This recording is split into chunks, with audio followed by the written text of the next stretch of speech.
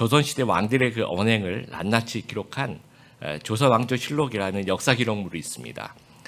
근데 왕이 아니라 누구라도 혹시나 이제 자기 삶에 있어서 좀 부끄러운 부분들을 사람들에게 또 후대에게 좀 알리고 싶지 않은 마음이 다 있는 것 같습니다. 태종 이방원이 사냥 중에서 이제 말에 떨어진 거예요. 근데 이 태종 이방원은 뭐 말 타고 활 쏘고 이런 거 굉장히 즐겨하는 사람인데 자신이 이제 말에서 떨어진 게 좀 부끄러웠던 것 같아요. 그래서 사관이 알게 하지 말라고 명령을 합니다. 그런데 조선 왕조실록이 보면 그 말까지 실려 있습니다. 사관한테 알리지 말라는 말까지 다 실려 있습니다. 또 세종대왕도 세자빈 봉치를 폐서인하면서 그 세자빈이 궁녀와 동성애를 즐긴 사실은 적지 말고 좀 다른 제목을 좀 적으라고 한 그 말까지도 다 실록에 적혀 있습니다. 그러니까 왜 이렇게 낱낱이 다 기록을 할까요? 그래야지 이제 진짜 역사인 것 같아요. 그래야지 왕의 뭐 실수도 또 여러 가지 좀 인간 사이에서 일어난 여러 가지 일들이 좀 같이 있어야지 그 역사가 깊은 통찰력과 교훈을 줄 수 있다라는 겁니다. 다윗의 일대기를 주로 기술로 하고 있는 성경, 구약 성경이 사무엘상하 그리고 이제 역대상에 기록이 되어 있는데 이 사무엘상하와 역대상 기록을 이렇게 비교해 보면 거의 좀 비슷합니다. 순서도 되게 비슷하고 그런데 밧세바 사건은 사람들이 이제 이 글을 읽으면 아니 다윗이 정말 다윗 맞나 하는 그 충격적인 그런 사건들을 읽게 돼요. 그러니까 역대상에는 이 다윗의 실수를 기록하고 있지 않습니다. 그러니까 이 밧세바 사건은 역대상에는 또 그 뒤에 일어나는 좀 실수들 조금 인간적인 모습들을 이제 생략을 하고 있어요. 그 이유가 아마도 이 역대상이 기록된 연대가 포로 귀환 시대에 이제 역대상이 기록이 되면서 민족 의식을 좀 고취하기 위해서 이런 부분은 좀 빼자라고 했던 것 같습니다. 그런데 사무엘상하는 아주 상세히 기록을 하고 있습니다. 그리고 성경 전반적으로 봐도 인간들의 연약함이 많이 기록이 되어 있어요. 그 얘기는 우리는 아무리 해도 다 죄인이라는 겁니다. 그리고 하나님만이 완전하시다라는 그런 큰 이야기를 하고 있는 겁니다. 다윗 시리즈 저희가 이제 계속 이야기를 하고 있는데 다윗의 믿음과 하나님의 마음이 합한 부분들이 있어요. 이런 부분들을 저희가 교훈으로 삼아야 되고 또 다윗의 연약함과 실수와 죄 이런 것들을 우리가 접하면서 말씀의 거울에 우리를 좀 비춰보면서 우리의 그 진정한 내면의 모습을 좀 이해했으면 좋겠습니다.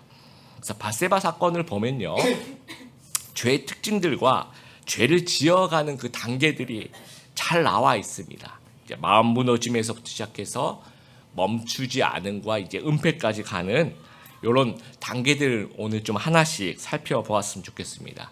첫 번째 단계는 마음 무너짐의 단계입니다. 죄는 오히려 평안할 때 발생한다라는 거예요. 다윗의 심리 상태를 보여주는 두 구절이 있어요. 오늘 읽었던 본문 중에서 1절에 예루살렘에 머물러라는 그대로 있었다라는 그런 말, 또 2절에 보면 저녁 때에 침상에서 일어나라는 단어가 있습니다. 여러분 1절에 보면 이제 그 해가 돌아와 왕들이 출전할 때가 되매라고 이야기를 하는데요. 원어 히브리어에 보면 in the spring이라고 정확하게 나와 있어요. 쉬운 성경에도 봄이 오면 이렇게 번역을 하고 있습니다. 팔레스타인 지역이 우기와 건기가 뚜렷해요. 우기는 좀 겨울철입니다. 10월부터 3월까지 비가 많이 해요. 우리나라랑 조금 다르죠. 그리고 건기는 봄이 이제 시작되는 4월부터 9월까지 비가 안 오고 굉장히 더운 날씨가 계속됩니다. 근데 비가 오는 건기는 좀 춥고 비가 오면 오늘날 같이 도로가 이렇게 되어 있지 않기 때문에 서로 여러 나라들이 전쟁하기가 좀 힘이 들어요. 그래서 그 우기 때는 전쟁을 좀 잘 안 합니다. 다 같이 쉽니다. 그리고 건기가 시작되는 4월, 그러니까 봄이죠. 봄이 되면서 이제 전쟁 시즌이 시작이 되는 거예요. 그래서 우리가 이제 11장을 읽었는데 바로 앞장 사무엘하죠. 10장에 어떤 내용이 나오냐면 암몬 왕 나하스가 죽게 됩니다. 여러분 제가 그림을 좀 보여드릴게요. 이스라엘 이제 다 합쳐서 오른쪽으로 보시면 암몬이라는 나라가 있습니다. 인접해 있죠. 그 나하스라는 이 뭐라 그러니까 왕이 이제 죽고 난 다음에 다윗이 조문단을 파견을 합니다. 그러니까 정말 순수한 마음에서 그냥 조문하고 싶어서 조문단을 파견하는데 그 암몬 나라에서 좀 오해를 한 거예요. 이들이 스파이가 아닐까 하면서 그 조문단을 좀 희롱을 합니다. 이 고대인 수염이 되게 중요하잖아요. 수염을 이렇게 다 잘라버리고 그다음에 이제 원피스 같이 이렇게 길게 입는 그 것에 하의 실종 이 엉덩이 부분을 이제 잘라서 그렇게 좀 부끄럽게 해가지고 돌려보낸 겁니다. 그러니까 다윗과 그 이스라엘 입장에서도 굉장히 화가 나죠.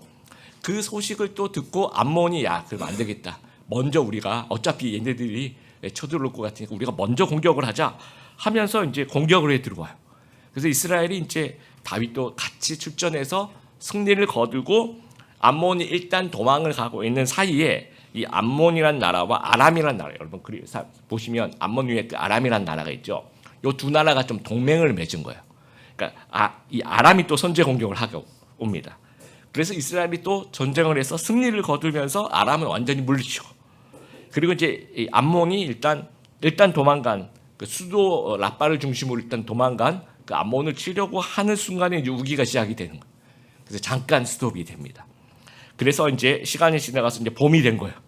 이제 시즌이 된 거죠. 자, 이제는 그 암몬의 들의 전쟁을 좀 마무리해야 되는 수도 라빠만 지금 남아 있는 거예요. 요것만 이제 전쟁을 치르면 될 것 같다라는 생각으로 출전을 하게 됩니다. 고대의 전쟁은 언제나 왕이 앞장서서 전쟁을 하게 됩니다. 그래서 여호와의 법궤도 전쟁터에 나가 있는 상태예요. 지금 현재. 그러니까 완전 총력전을 하고 있는 상태입니다. 그런데 오늘 1절에 보니까 다윗은 예루살렘에 그대로 있더라. 다윗은 전쟁터에 나가지 않고 예루살렘에 지금 머물러 있는 겁니다. 다 이겼다. 굳이 내가 나갈 필요가 없다. 그동안에 아주 많은 승리가 있어서 그런지 몰라도 교만과 자만과 나태한 모습을 보여주고 있어요. 그리고 2절 보니까 저녁 때 다윗이 그의 침상에서 일어나 저녁에 침상에서 일어났을 때 아침이었더라가 아니라 저녁이라고 분명히 얘기하고 있죠. 이 말은 이제 낮잠을 즐겼다라는 말입니다. 고대 근동은 좀 너무 더워서 오후에 낮잠을 자는 경우도 있습니다. 종종 문화적으로. 그런데 이제 지금은 이제 현재 전쟁을 치르고 있는 아주 중요한 나라의 그런 상황이잖아요. 그래서 한가히 뭐 왕국에서 낮잠을 자고 뭐 옥상을 거닐고 이럴 단계가 아니라는 거죠. 그러니까 이것은 다윗의 마음의 상태를 잘 얘기해주고 있는데 다윗의 마음의 상태는 지금 현재 바람직하지 않은 좀 뭔가 흔들리는 자만과 나태로 해이해진 영적 상태를 나타내고 있다는 겁니다. 1993년에 딘 러드워크, 클린턴 롱고네커라는 사람이 그런 교수님들이 쓴 그 논문 비즈니스 윤리 저널에 발표된 논문 제목이 바세바 신드롬이라는 제목의 논문이 있습니다. 거기서 이제 질문하는 것이 이거예요. 왜 성공한 리더들은 자주 윤리적인 문제에 넘어지게 되는가라는 거예요. 언제 넘어지는가를 봤을 때 막 성공했을 때 넘어지더라는 거죠. 막 고생할 때 넘어지지 않고 높은 위치에 올라갈수록 전성기에 도달할수록 이 실패할 경우 무너지는 윤리적인 문제에 넘어지는 경우가 많더라는 겁니다. 다윗도 마찬가지. 광야에서 막 고생하면서 동굴에서 막 이렇게 기도할 때는 야성이 살아있었죠. 영성이 살아있었는데 뭔가 이게 잘 되고 평안해요. 전투하는 곳마다 승리를 합니다. 그 영토가 계속 확장이 되고요. 지금 이제 다윗은 약 한 50세 정도 나이지 않을까 생각이 굉장히 전성기를 구가하고 있는. 그럴 때 이제 나태해진다라는 거예요. 톨스토이의 단편 중에 작은 악마와 빵 한 조각이라는 그런 단편이 있습니다. 이제 그 악마가 이제 주인공 농부를 타락시킬 그런 전략을 구상을 하고 있었는데 이 농부는 언제나 빵 한 조각을 이렇게 들고 가서 열심히 이제 농부니까 농사 일을 하다가 중간에 좀 힘들 때 빵 한 조각 먹으면서 힘을 내고 감사하고 그리고 또 힘을 내서 또 나머지 일을 하고 집에 돌아오는 그 습성이 있었던 거죠. 그래서 이제 이 악마가 이 농부가 일을 할 동안 이 빵 한 조각을 숨긴 거예요. 그러니까 이제 농부가 와서 찾아와서 빵이 없으면 불평하고 막 화내고 이럴 줄 알았던 거죠. 그런데 이제 딱 와서 농부가 보니까 빵 한 조각이 도난당했다는 사실을 발견하고는 하나님께 기도하면서 하나님 이거 저에게도 필요하지만 밥을 먹을 수 없는 누군가가 아마 배고파서 가져간 것 같은데 그 사람 더 힘든 사람에게 가져간 거라고 저는 생각하고 그래도 감사합니다라고 하고 또 이제 또 일상을 살아가는 거예요. 그래서 이제 선배 악마한테 혼난 거예요. 너는 그러면 안 된다고. 그래서 이제 악마가 다시 한번 더 좋은 기회를 냈는데 이게 뭐냐면 농부에게 수확의 풍성함을 준 거예요. 곡식이 막 엄청나게 막 풍년이 일어난 거죠. 그러니까 이제 이 곡식을 가지고 술을 빚어서 술 친구들을 불러서 너무 잘 살게 되니까 막 나태해지고 그러면서 더러운 죄악이 다 나오더라는 거예요. 다윗의 영적 상태는요, 이 장소와 아주 밀접한 관계가 있습니다. 다윗이 지금 있어야 할 곳은 전쟁터이죠, 그렇죠? 근데 지금 어디 있습니까? 지금은 그 자기가 있어야 될 자리를 이탈을 해서 왕궁에 있고, 침대에 있고, 옥상에 있는 거예요. 그리고 여러분 이제 이 우리아 나오죠, 밧세바의 남편. 이 우리아는 전쟁터에서 집으로 가라고 보냈는데도 가지 않습니다.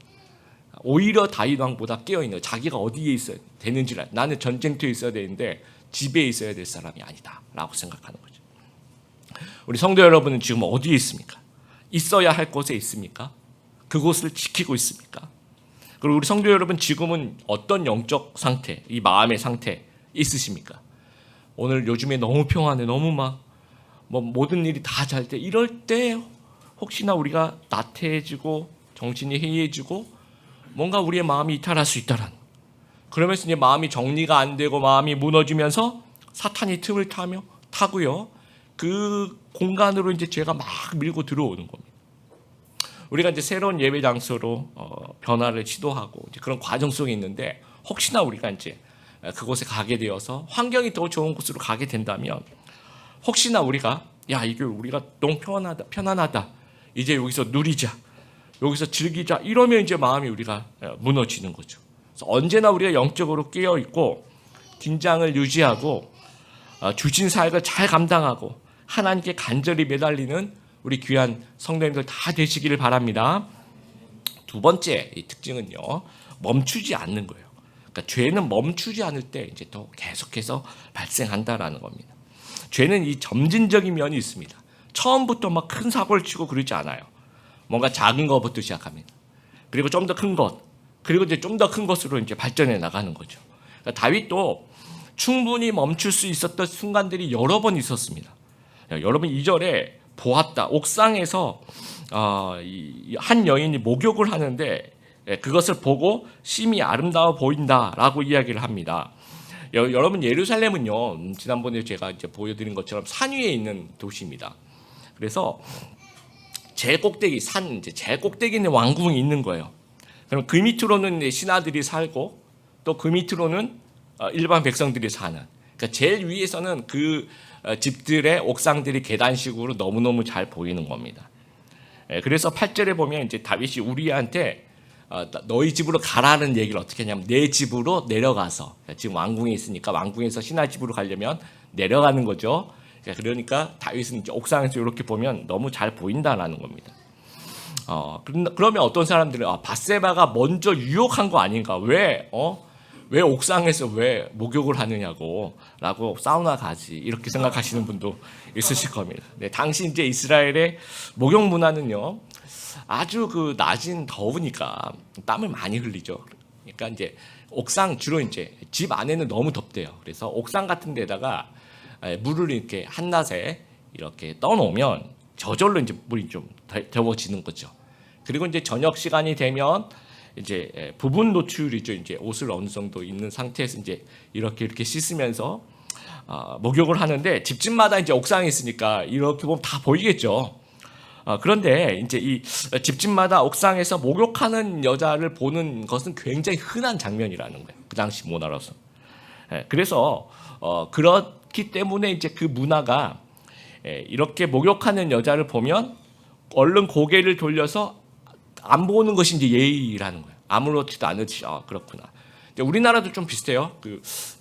가끔 가다가 이제 대중교통수단 전철이나 버스를 타다 보면 수유하시는 아주머니들을 볼 수가 있습니다. 그러면 우리 남성분들 수유하시는 분이 계시면 어떡합니까? 예의상 다른 데를 그렇게 주목해서 아름답다 이렇게 하지는 않죠, 그렇죠? 다른 데를 이렇게 고개를 돌려주는 것이 우리도 이제 이것은 뭐 예절이라는 거죠. 그런데 다윗은 그걸 뻔히 보고 있었던 거예요. 계속해서 주목해서. 그리고 아름답다, 이쁘다라는 생각을 가지면서 계속해서 주목하고 있었다는 거예요.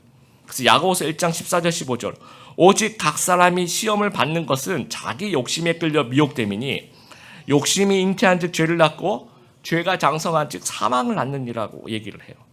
그러니까 우리가 누구 때문에 힘들고 누구 때문에 죄 짓고 라기보다는 진짜 원인은 내 안에 있는 욕심일 수도 있습니다. 그래서 다윗은 밧세바 때문이 아니라 자신의 욕심 때문에 죄를 범하는 거예요. 그래서 만약에 밧세바에게도 잘못이 있으면 나단 선지자가 와서 양쪽 다 혼낼 텐데 나단 선지자가 와서 다윗만 혼내요. 그러니까 밧세바는 그런 원인을 제공한 것은 아니다라는 거예요.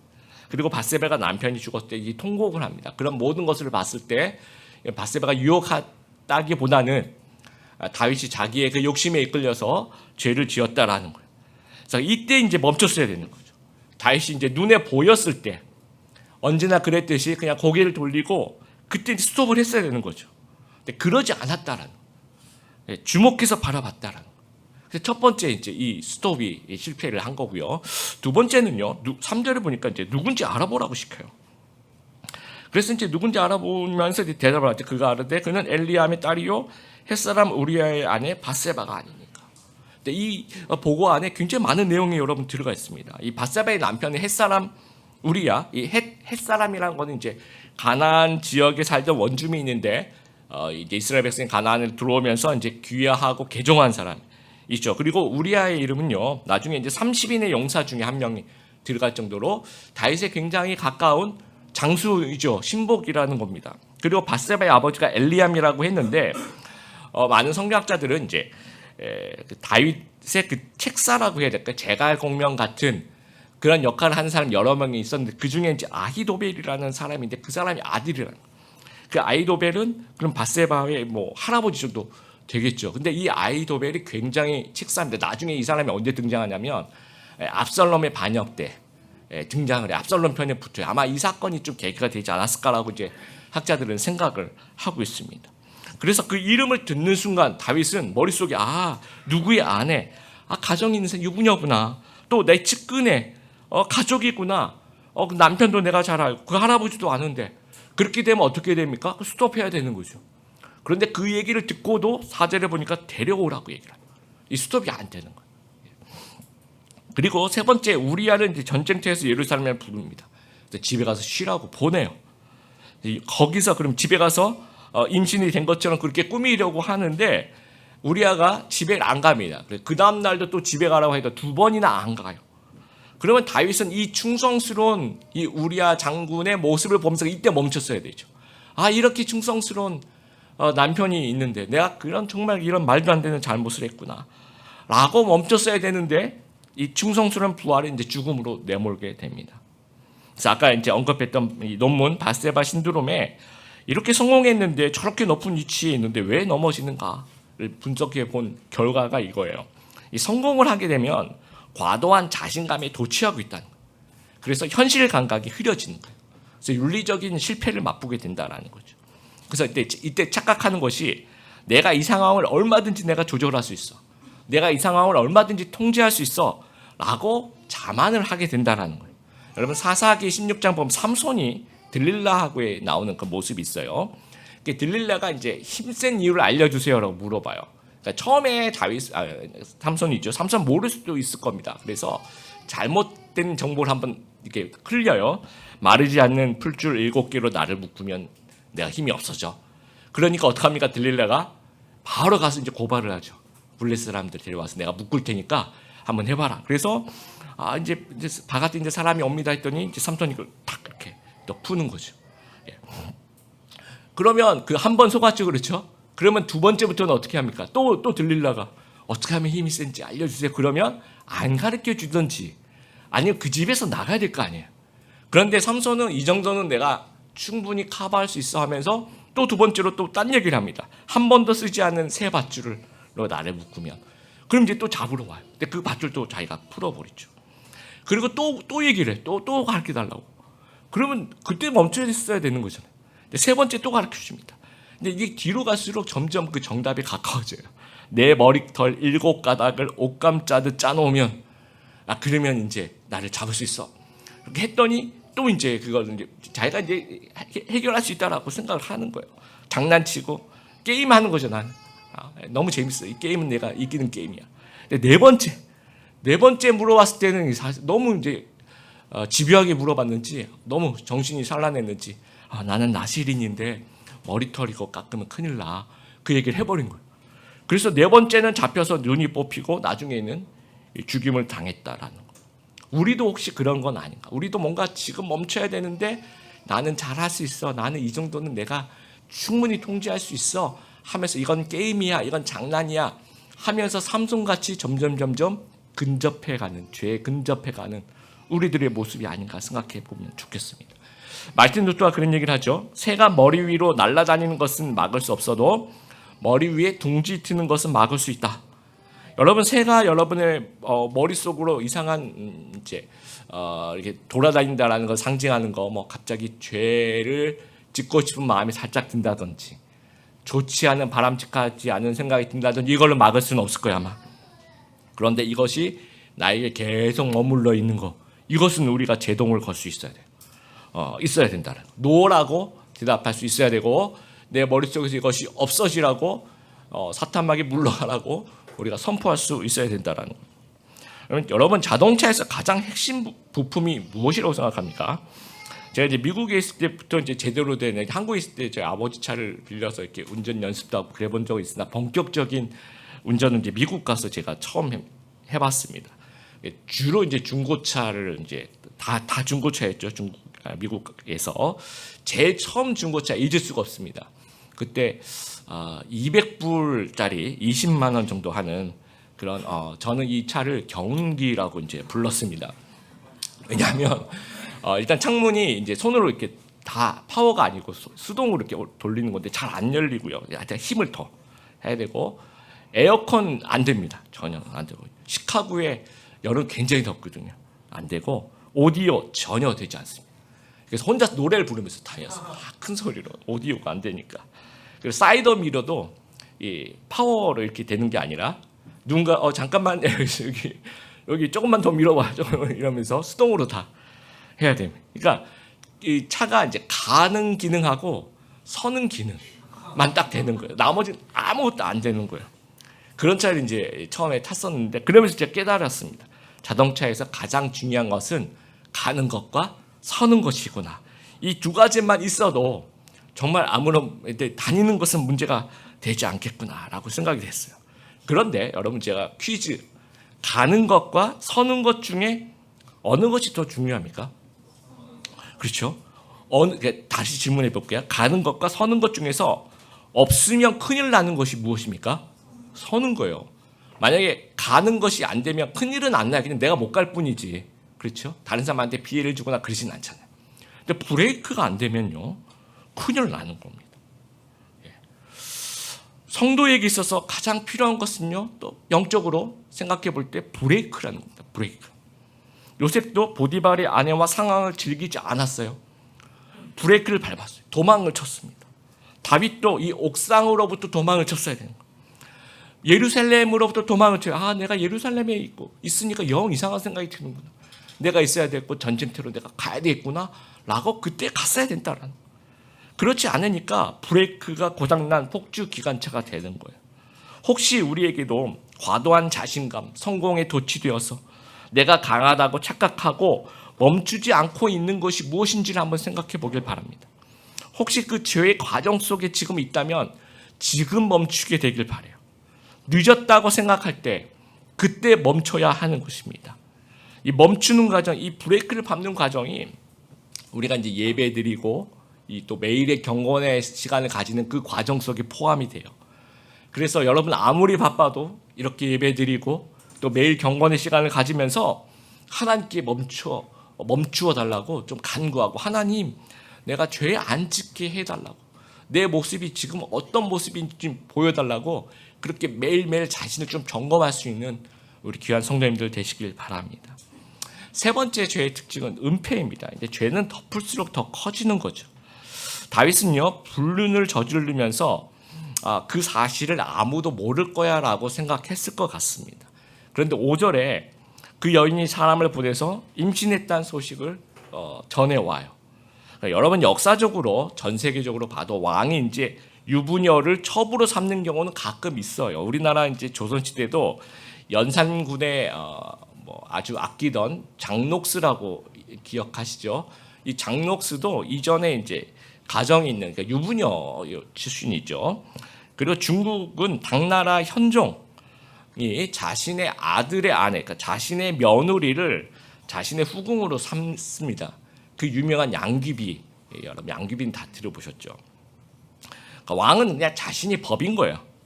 그러나 이스라엘은 좀 달라요. 이스라엘은 이제 율법의 나라이기 때문에 왕이 곧 법이 아닙니다. 레위기 20장 10절을 보면 남자가 이웃의 아내와 함께 잠을 자서 간음죄를 지으면 그 두 사람을 다 죽여라라고 얘기를 하고 있어요. 그래서 임신 소식을 들은 다윗의 반응은 덜컥 겁이 났던 것 같습니다. 그랬더니 이제 은폐를 시도를 하는 거죠. 6절에 보니까 우리아를 예루살렘으로 불러서 이제 부부 관계를 맺게 해서 정말 그 자신의 그 우리아로 하여금 자신의 아이라고 생각하게 만드는데 그 실패합니다. 충성스러운 이 부하 장수는 집에 가지 않습니다. 그래서 이제 두 번째 또 은폐 시도 15절에 보니까 제가 15절 읽어볼게요. 그 편지를 써서 이르기를 너희는 우리아를 맹렬한 싸움에 앞세워 두고 너희는 뒤로 물러가서 그로 맞아 죽게 하라 하였더라. 자, 전쟁터에서 죽도록 상황을 꾸미는 겁니다. 여러분 이거 어디서 많이 보신 거 혹시 기억나세요? 사울 왕이 다윗을 죽이려고 할 때 전쟁터를 내보내죠. 또 내가 너를 사위로 삼으려고 하는데 블레셋 사람이 표피 100개를 가져오라고 얘기를 하죠. 블레셋 사람의 손에 죽게 하려고 했던 그것을 다윗이 똑같이 우리아를 암몬의 손에 죽이는 거죠. 이게 어떻게 보면 더 나쁜 거예요. 더 치밀해졌습니다.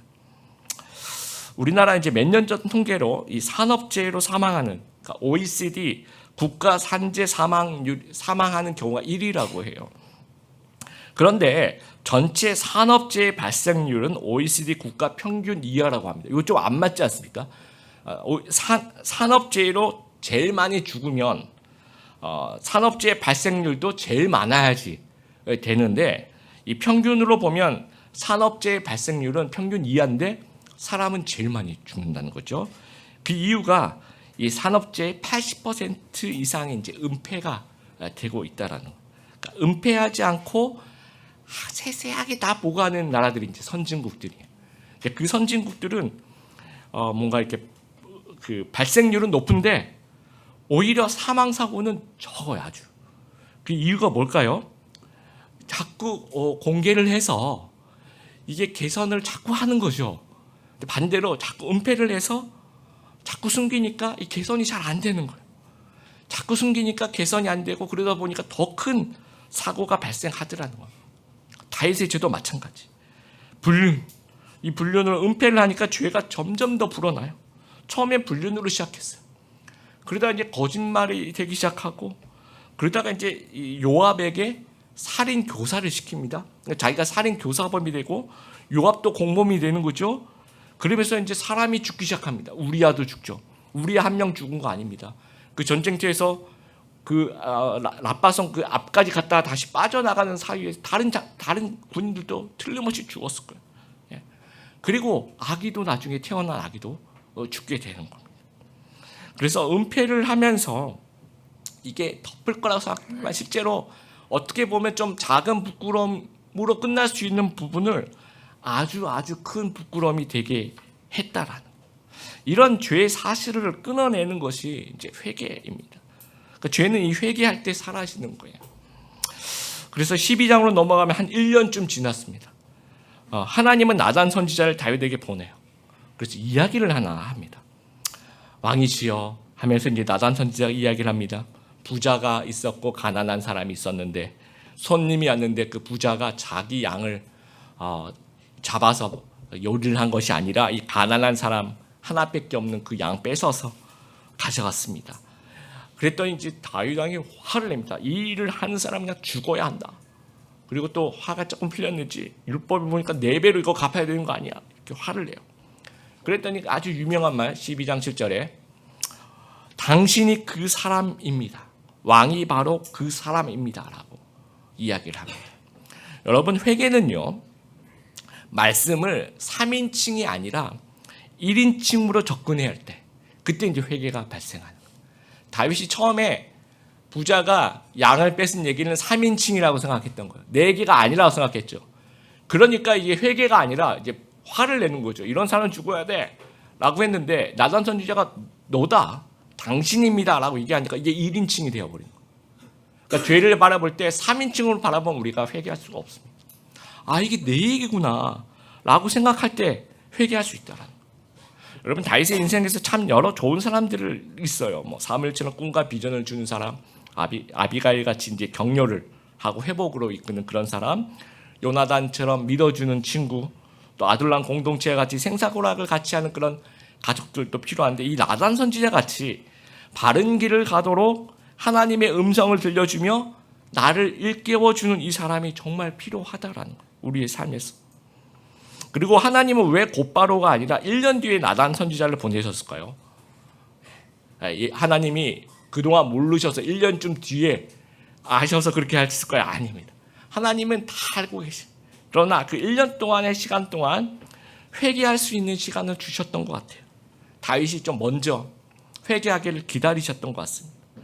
여러분, 하나님은 전지전능하세요. 그래서 은폐가 불가능합니다. 하나님에게는 완전 범죄가 불가능해요. 사람은 속일 수 있으나 하나님은 절대로 못 속입니다. 그래서 유진 피터슨이 이런 얘기를 하죠. 그리스도인이 해야 할 가장 주된 임무는 죄를 피하는 것이 아니라 내가 범한 죄를 인지하는 것이라는 거죠. 내가 범한 죄를 인지하는 것. 그래서 다윗이 인지합니다. 내가 여호와께 죄를 범하였노라. 지금 이제 사무엘상 12장 13절에 그렇게 짧게 얘기하지만 이 구절이 시편 51편에 있어요. 시편 51편에 보면 다윗이 바세바와 동침한 후 선지자 나단이 그에게 왔을 때라는 이 부제가 이제 붙어 있는 시편입니다.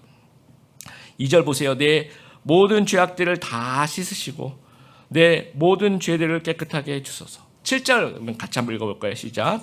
우슬초로 나를 씻겨주소서. 그러면 내가 깨끗해질 것입니다. 나를 씻어주소서. 그러면 내가 눈보다 더 하얗게 될 것입니다. 10절 제가 읽어볼게요. 오 하나님, 내 속에 깨끗한 마음을 만들어주시고 내 안에 올바른 마음을 새롭게 해주소서. 이걸 개역개정으로 읽어보면 하나님이여 내 속에 정한 마음을 창조하시고 내 안에 정직한 영을 새롭게 하소서라고 기도를 하고 있어요. 11절에 나를 주 앞에서 쫓아내지 마시고 주의 성령을 내게서 거두지 말아 달라고 얘기합니다. 그동안에 얼마나 답답했을까요? 그렇죠? 아마 그 1년은 지옥 같은 1년을 보냈을 겁니다. 또 12절 주의 구원에 대한 기쁨을 내게 다시 주셔서 내가 주께 순종하게 하소서. 그러면 이 죄를 지은 이 동안은, 그 1년 동안은 이런 어떤 기쁨이 없는 그런 신앙생활을 했던 겁니다. 그래서 죄는 기쁨을 빼앗아 가는 거예요. 성도의 기능 자체를 빼앗아 갑니다. 그 다시 회복하는 길은 이런 철저한 회개밖에 없다라는 거예요. 누군가가 질문을 합니다. 회개 후에 다윗은 죄 짓기 전에 다윗이 될 수 있을까요? 다시 한번 제가 읽어볼게요. 회개 후에 다윗은 죄 짓기 전에 다윗이 될 수 있을까요? 세상적인 시각은 선입견이 조금 남아 있을 수 있습니다.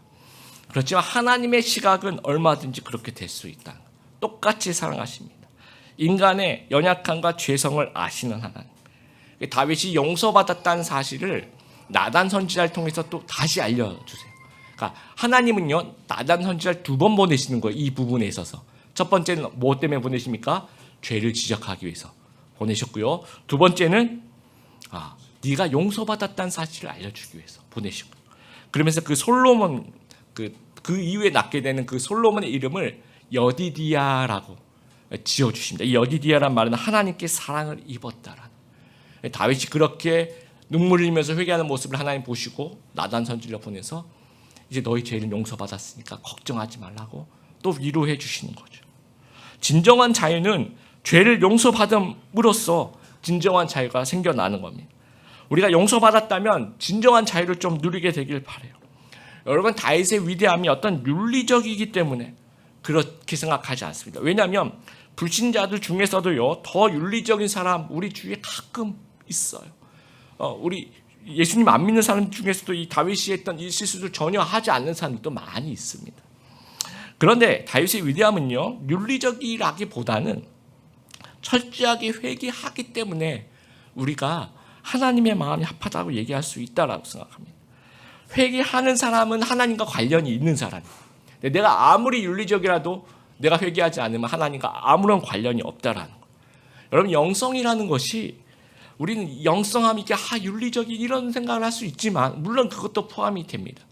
하지만 이 성화의 과정에서 영성이라는 것은 그럼에도 불구하고 하나님께 나아가는 거, 내가 죄를 지음에도 불구하고 하나님께 나아가서 회개할 수 있는 그런 능력이 영성이라는 거. 그래서 윤리적인 것보다 회개하는 것에 우리가 조금 더 중점을 두는 그런, 오해하지 말게 해. 그렇다고 우리가 막 살자 그런 얘기는 절대 아닙니다. 그러나 우리의 성화의 과정 속에서 철저하게 내가 윤리적인 사람이 되어야지, 이럴 때 나는 혼자서 신앙생활하는 그런 듯한 느낌이 드는 거예요. 그래서 내가 회개해야지라는 마음을 듣는 순간 하나님과 연관되기 시작합니다. 관련되기 시작해요. 하나님이 내 삶의 중심이 되기 시작, 하나님을 의식하게 되기 시작하는 겁니다. 여러분, 이제 이 다윗이 그 다윗 맞나 싶은 생각이 들 때가 있습니다. 골리앗을 이긴 다윗이 밧세바를 범한 그 다윗인가? 이 두 골리앗을 이긴 다윗과 밧세바를 범한 이 다윗, 두 사람, 이 사람 맞나 싶어요. 근데 그만큼 인간은 연약하고 악하다라는 겁니다. 근데 다윗이 그랬다면 우리도 쓰러질 수 있겠죠. 그렇죠? 그런데 또 다윗이 일어났다면 우리도 일어설 수 있다라는 겁니다. 그래서 우리가 쓰러질 때 죄의 특징과 단계들을 우리가 좀 기억하게 되길 바라고, 또 우리가 회개로 다시 일어서서 하나님께 변함없는 사랑을 올려드리는 귀한 하나님의 백성들 다 되시는 우리 귀한 드림의 교회 성도들 되시기를 주님의 이름으로 축복합니다.